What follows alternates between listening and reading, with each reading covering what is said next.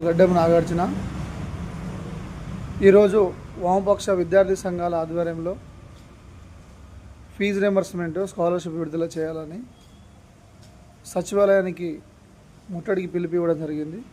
ఈ సందర్భంగా రేవంత్ రెడ్డి సర్కారు ప్రభుత్వము పోలీసు వాళ్ళు రాత్రి 3 గంటలకు ఇంటికి వచ్చి తలుపులు కొట్టి మరీ ఇంట్లో నుండి తీసుకువచ్చి పోలీస్ స్టేషన్లో బంధించడం చాలా హేమమైన చర్య. రాష్ట్ర ప్రభుత్వం మేము అడిగేది ఒకటే, పెండింగ్లో ఉన్నటువంటి 11,300 కోట్ల ఫీజు రియంబర్స్మెంట్ స్కాలర్షిప్ విడుదల చేయాలని చెప్పి మేము ఉద్యమాలు చేస్తూ ఉంటే, ఒకవైపున రేవంత్ రెడ్డి గారు స్కాలర్షిప్లు విడుదల చేయకుండా పెండింగ్లో పెడుతూ మమ్మల్ని మేము ఉద్యమాలు చేస్తున్నటువంటి ఉద్యమకారులను అణచివేయడం చాలా సిగ్గుచేటు.